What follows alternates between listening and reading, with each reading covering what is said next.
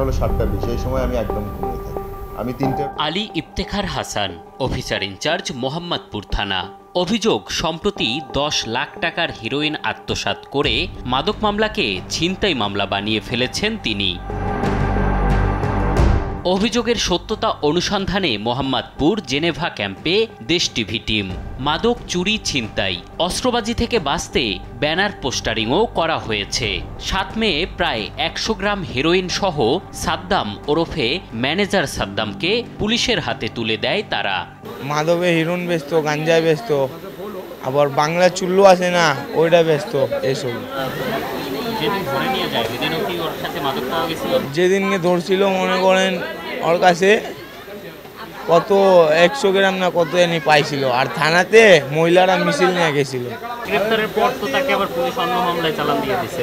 এটা নিয়ে আপনারা মিডিয়া পার্সন আপনারা এটা বলতে পারেন, ঠিক আছে না? এটা তো আমরা আর বলতে পারি না, যেহেতু একজন ওসি সাহেবের কথা, এটা উনি ভালো জানেন। মানে মানুষরা ধরে দিয়েছে, ওই পাশে মানুষরা ধরা দিয়ে দিয়েছে, এতটুকু জানি। হিরোইন সহ ধরে দিয়েছিল, হিরোইন সহ তো ধরা দিয়েছে।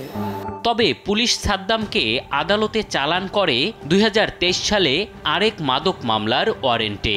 তাহলে জেনেভা ক্যাম্পে জনতা যে হিরোইন উদ্ধার করে দিল তা কোথায়? প্রশ্ন ছিল মোহাম্মদপুর থানার ওসির কাছে। 100 গ্রাম হিরোইন উদ্ধার হবে, এটাই অনেক বড় ইস্যু, এটা ওসিকে জানতেই হবে। আমি যদি উদ্ধার হতো প্রকৃতপক্ষে ওসি জানত। তবে দেশ টিভির হাতে আসা তার থানারই নথিপত্র বলছে ভিন্ন কথা।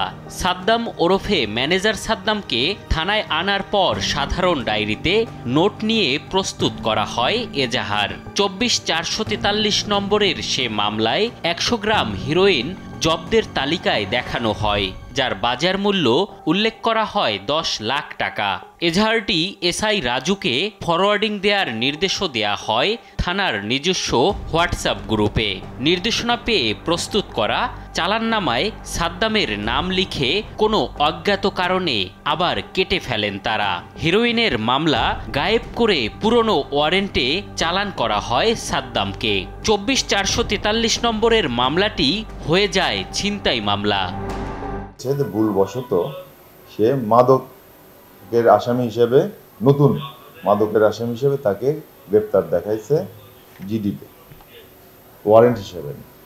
এই ভুলের প্রেক্ষিতে পরবর্তীতে চালানও তৈরি করছে, কিন্তু যখন পরদিন সকালে 11টার দিকে আসামি কোর্টে প্রডিউস করার জন্য রেডি করতেছে, তখন দেখা গেল যে আসামির নামে মানে নতুন মামলা তো নাই। তখন এটা কি হিসেবে নিয়ে আসা হয়েছে? তখন দেখছে যে এটা ওয়ারেন্ট মূলে আনা হয়েছে, কিন্তু ভুলবশত সে এন্ট্রি করেছে। আসলেই কি ভুল, নাকি ওসির নির্দেশেই হিরোইন গায়েব করে পুরনো মামলায় চালান করা হয় সাদ্দামকে? জানতে সেদিনের ডিউটি অফিসার ও মুন্সির সঙ্গে কথা বলতে চাইলেও বাধা হয়ে দাঁড়ান ওসি ইফতেখার। অফিসার যে ছিল এবং মুন্সি যে ছিল তাদের সাথে কথা বলতে চাই, আপনি কি সেটা? না, সেটা আমি অ্যালাউ করছি না।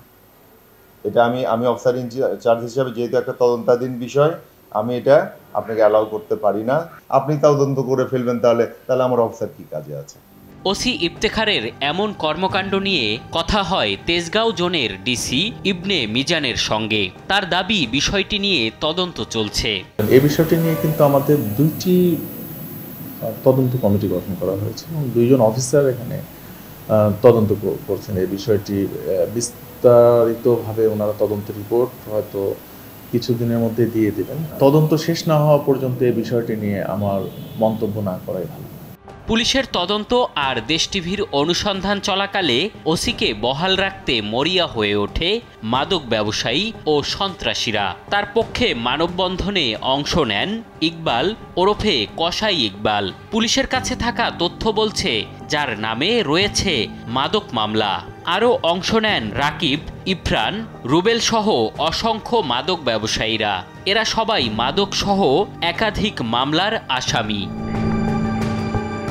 এম এ আজিম, দেশ টিভি, ঢাকা।